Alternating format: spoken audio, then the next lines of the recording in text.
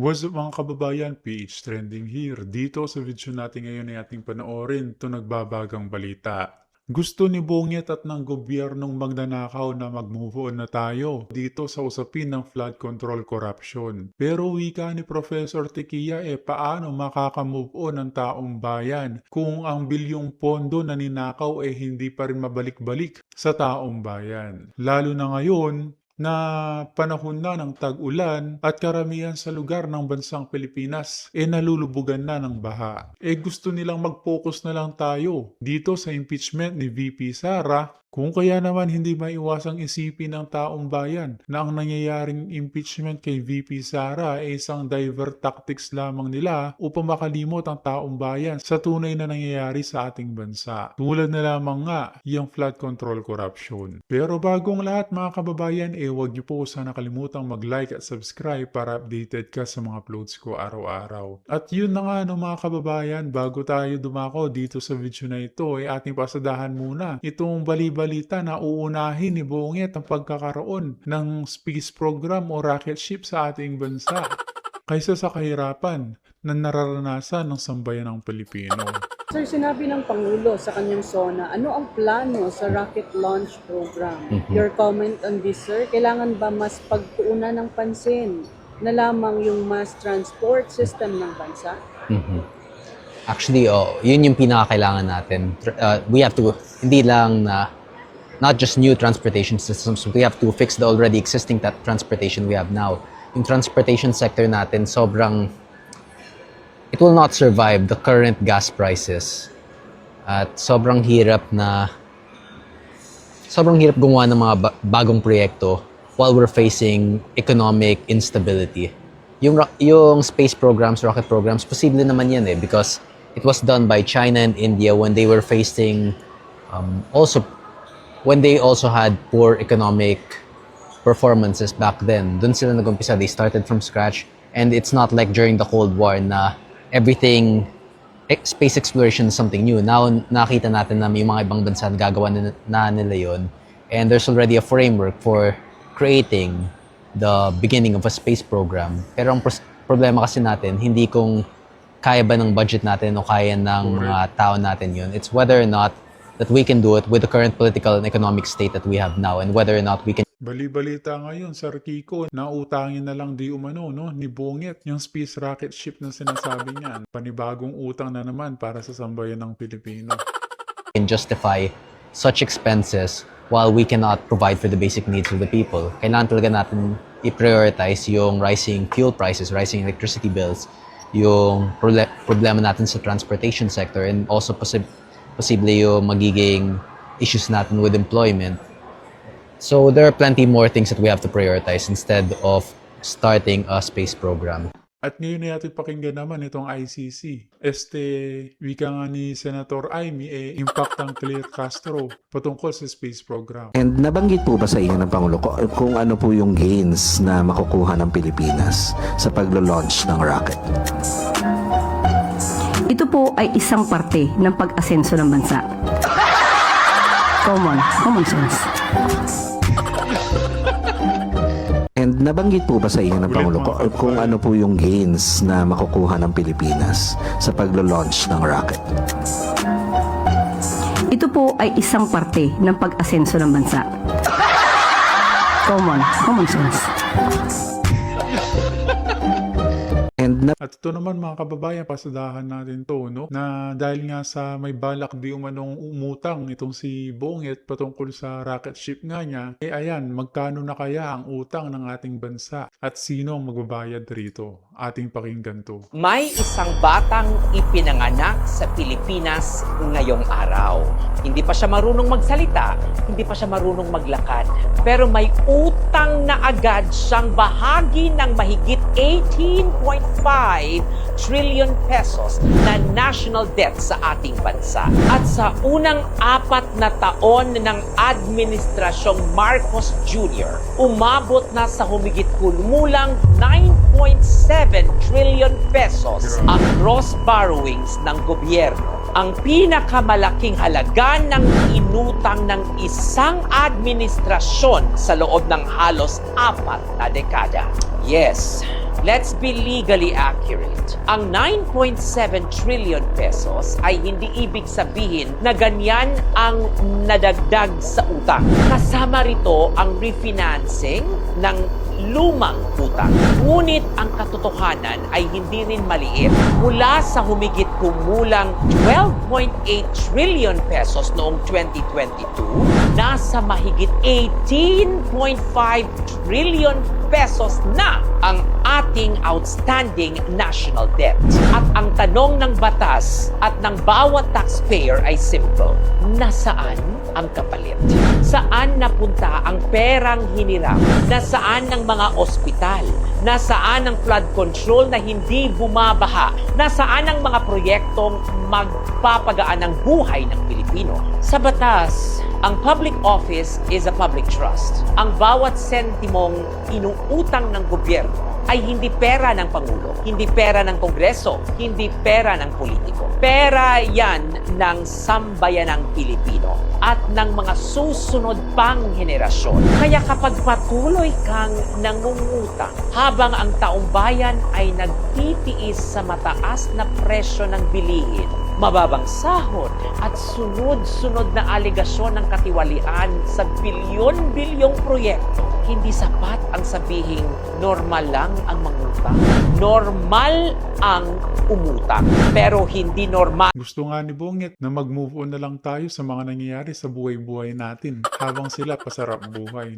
ang mangutang ng walang malinaw na pananagutan. Hindi normal ang mangutang habang ang taong bayan ay nagtatanong kung bakit pa ulit-ulit ang baha sa kabila ng daan-daang bilyong piso sa flood control. Hindi normal ang mangutang kung ang pinakamalaking minamana ng isang batang Pilipino ay hindi kalidad ng edukasyon, hindi modernong ospital, hindi maayos na infrastruktura, kundi isang napakalaking obligasyon siya rin ang magbabayad balang araw. Ang utang ng gobyerno ay maaaring legal, pero ang pagwaldas ng tiwala ng taong bayan ay hindi kailanman magiging tama. At tandaan ninyo ito, ang utang ay hindi kasalanan. Ang hindi maipaliwanag kung saan napunta ang inutang, yan ang tunay na problema.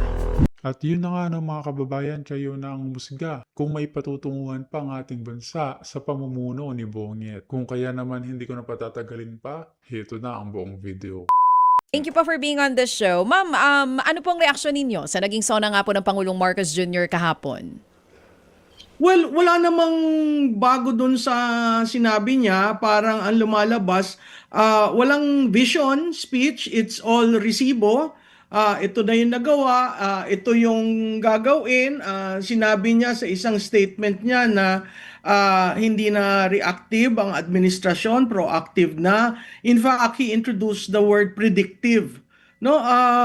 So napakahirap tingnan yung lente ng kanyang SONA dahil ang background niyan nauungos nga yung trust, yung tiwala at saka approval rating. So dun sa ganung background, he had really to be quite direct. So dun pa lang sa umpisa, nakita natin na talagang pinersonal na niya yung accountability at sinabi niya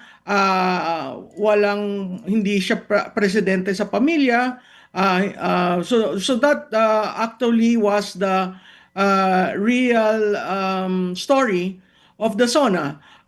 Ngayon, titingnan natin kasi sinabi niya it's up to the Ombudsman and the National Prosecution Service to seek redress on the issue of the flood control. Tapos meron siya doon sinabi na move on na tayo. Hindi makaka-move on ang mga Pilipino hanggat hindi natin nasasarahan yung issue ng flood control. Correct. Kasi napakalaking pondo yung nawala.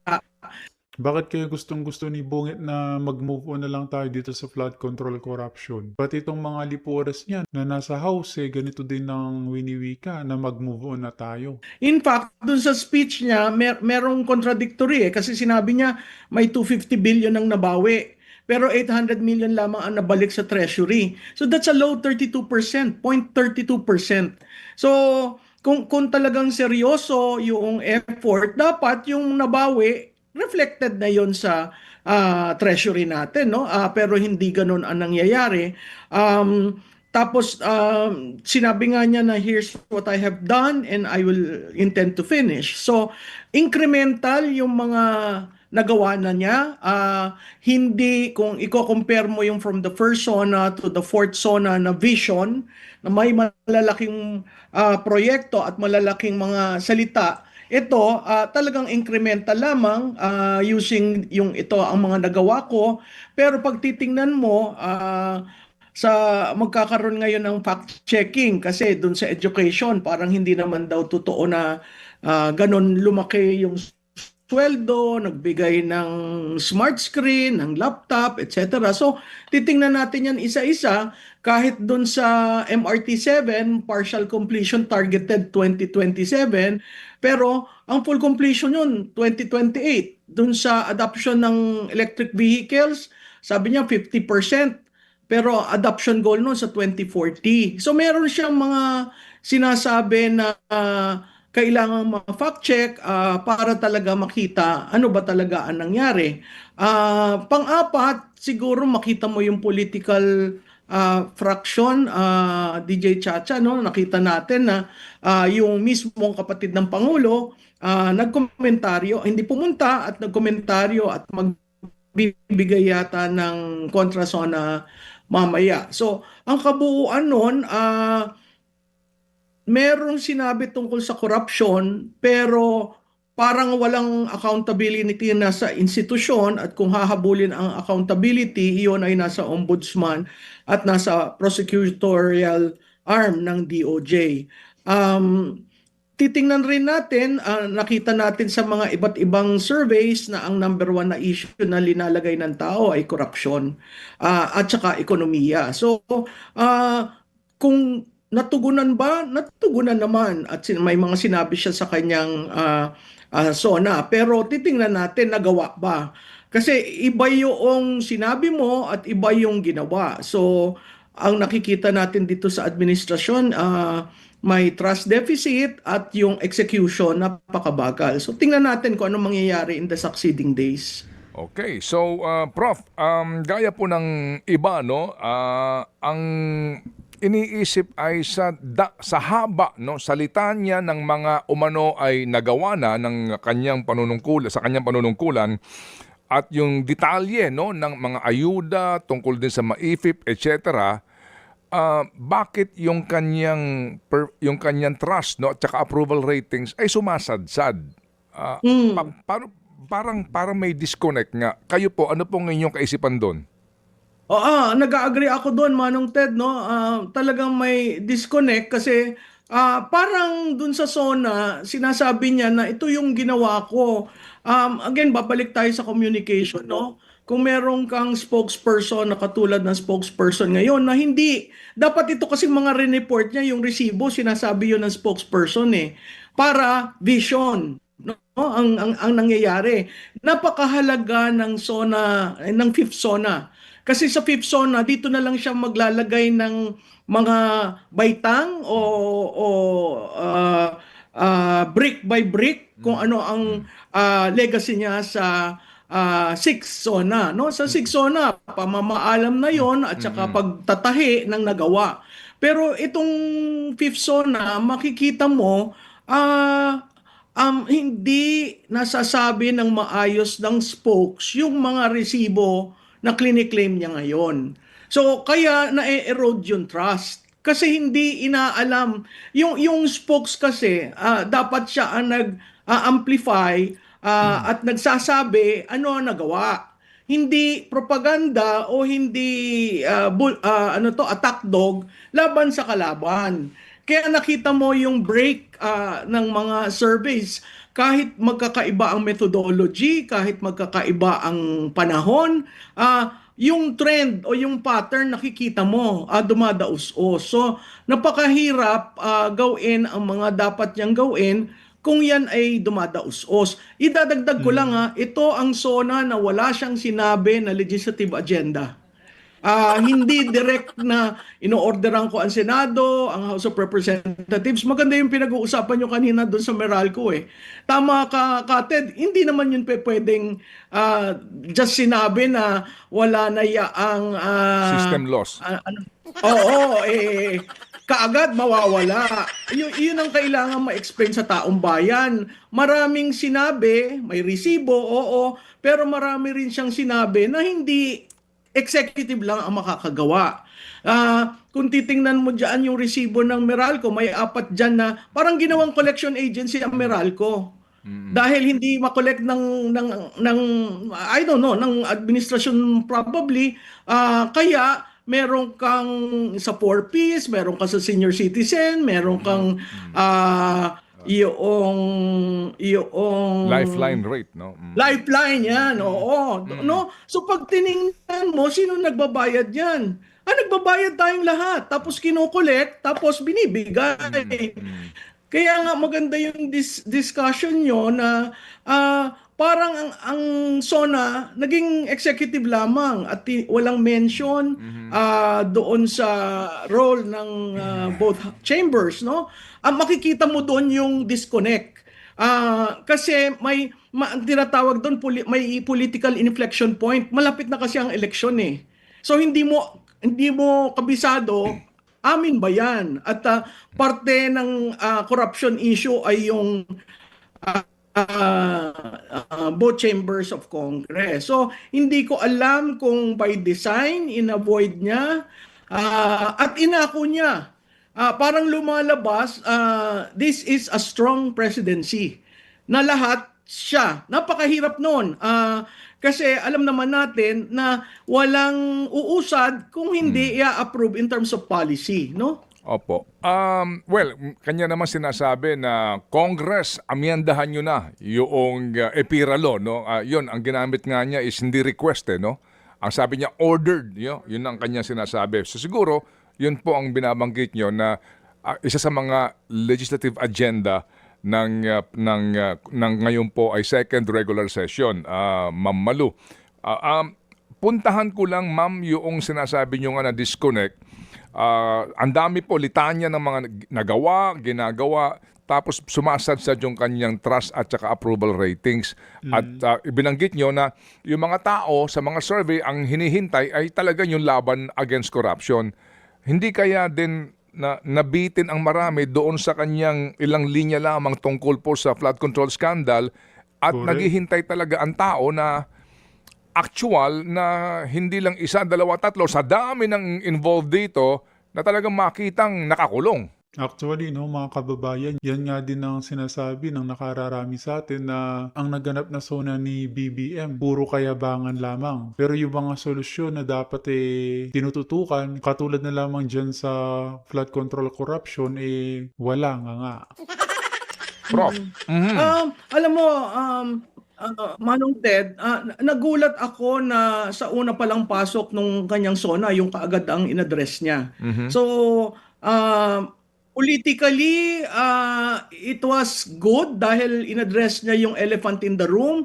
Pero in terms of programmatic as well as really carrying the issue on the anti-corruption, hindi. Kasi parang ang sinabi lang niya, oo, sasagutin ko yung sa pamilya ko. But that is already an admittance na pamilya, no? Hindi ko alam what made him do that, considering ang sabi siya ang nagsulat niyan. Usually kasi may build up eh. So makita mo, pagpasok niya yung kaagad ang sinagot. Yung issue tungkol kay former Speaker Martin Romualdez, at makikita mo yung reaksyon ng tao, very tepid. So we were thinking na pag sabi niyang ganon, there will be a series of anti-corruption measures. Pero essentially, rinap up niya na hindi ako pangulo ng pamilya ko, hindi ako pangulo ng relative ko. At sinabi niya na ang ombudsman na lamang at yung isa. No mention of the ICI, no mention of the partial report of Senator Lacson, no mention of the the individuals na nakakulong, no? Parang gusto niya, ang tingin ko parang gusto niyang tapusin na yung issue na yun when it comes to Speaker Martin Romualdez. But we will see kasi ang tagal na nung public investigation, di ba? Ng ombudsman dyan sa issue niyan. Nakita natin yung 68-page na petition, pero the fact na hindi pa na-file, no? Makikita rin natin dun yung plunder at saka yung mga paglabas ng pera, pero wala pang kaso na file. Sige po. So, ito pong remaining niya, no? Kasi ang next SONA po, last na SONA po nga na niya, no? And then less than 2 years na lang po siya. So, ano po ang basa ninyo? Talaga bang napaka-crucial nung kaso ng Martin Romualdez? Kasi maaaring mag-file ang ombudsman, ma-dismiss o kaya hayaan siya mag-bail, no, kung mahina ang ebidensya. Talaga bang critical ngayon? Ito ba yung talagang make or break sa image ni Ferdinand Marcos Jr.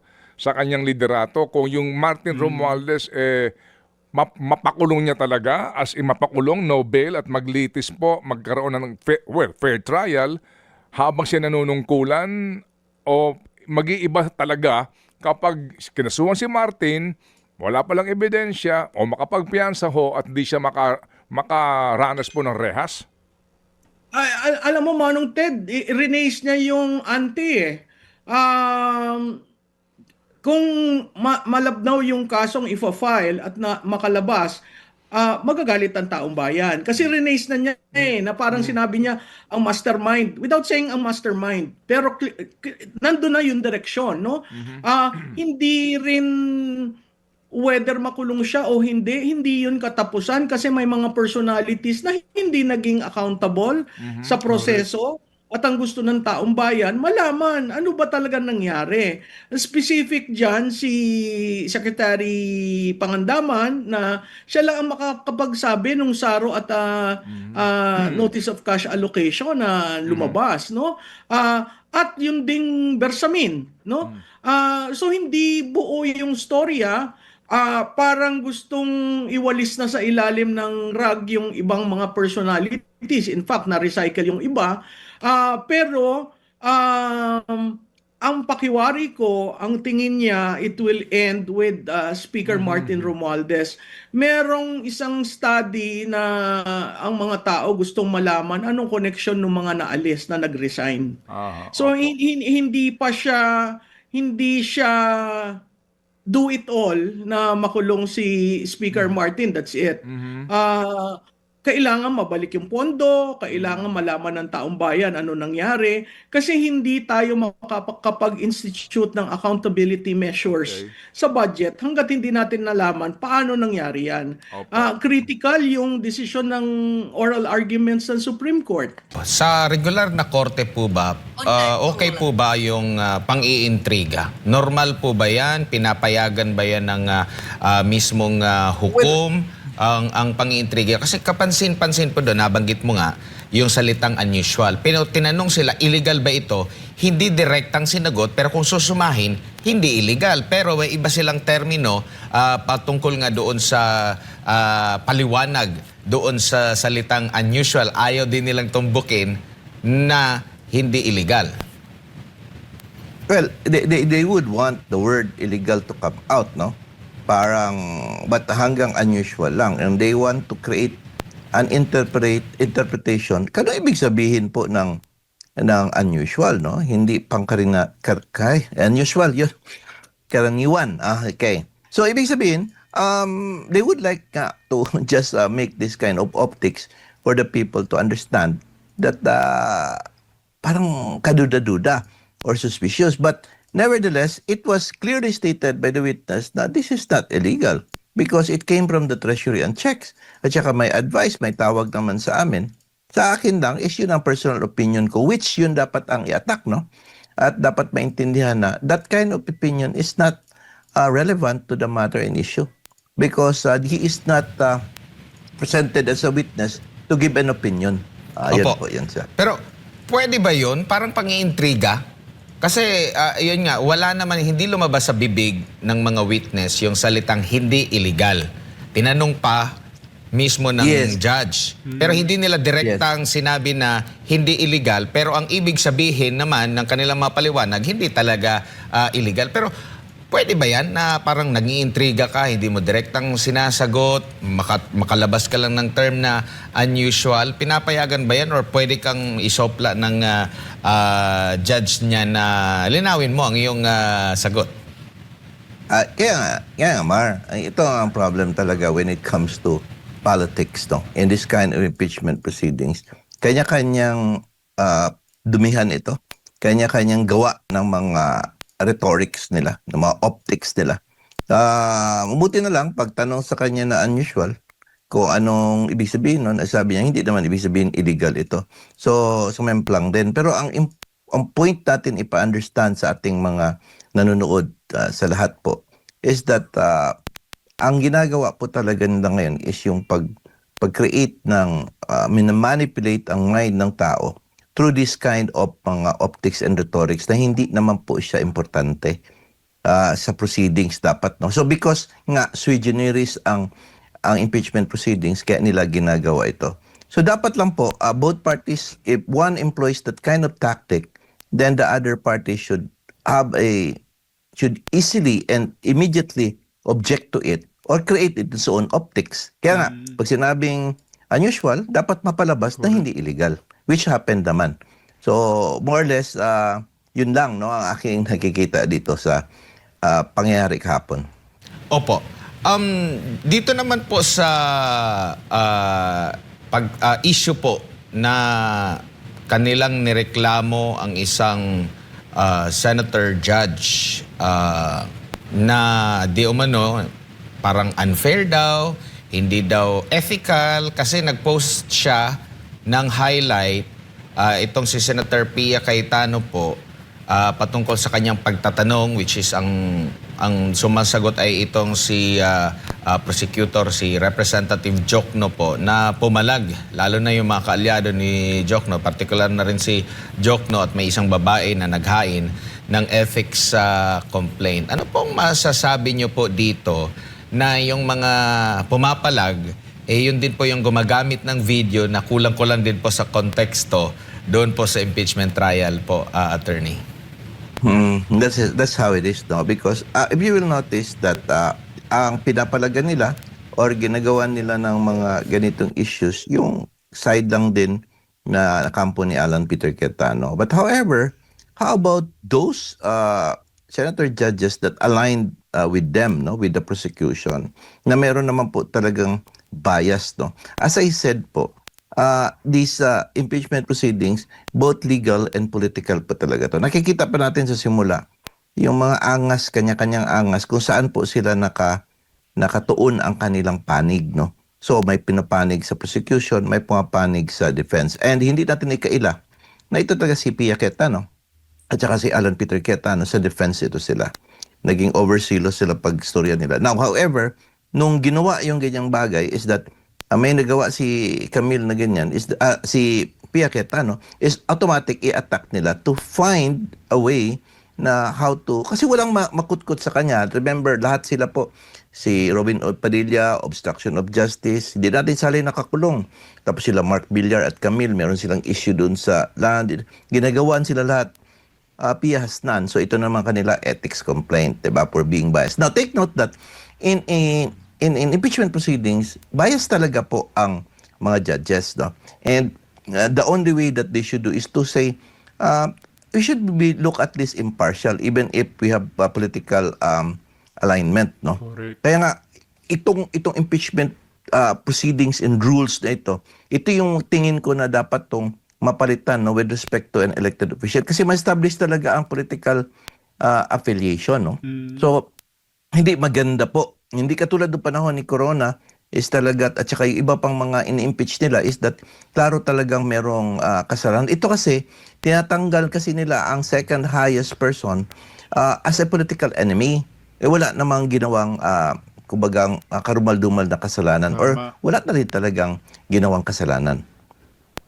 May tuturing niyo po ba na kapareho, kapantay, o same ang pangyayari pong itong nangyari kay Pia, Senator Pia, doon sa kanyang kapatid na doon sa banta na iimbestigahan, at ngayon nga, kumbaga, naririnig na natin yung investigasyon na laban talaga sa kanya doon sa SEA Games, pati din dito sa issue po ng Taguig, na ito yung nababanggit ni Cayetano na parang pagbabanta sa mga senator judge. Alam naman natin, kapansin-pansin na talaga na sa mga minority na mga senador, talagang doon nakatutok ang mga akusasyon at mga alegasyon, mga reklamo at mga kaso po, Attorney. That is true, Admar, and really it is very sad because iniisa-isa po talaga sila. And we can see talaga na the purpose is to silence this senator judges na nasa minority. Though sinasabi ni presiding officer na wala namang minority majority, but nevertheless nakikita po talaga natin na nandyan pa rin.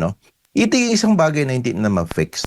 Kasi itong mga senator judges, they are politicians and they are not robots. They will always look kung saan po yung political affiliations nila. The sad thing is that everybody is being attacked doon po sa kampo ni Alan Peter Cayetano. So later on, si Loren Legarda naman, isa-isahin nila yan po.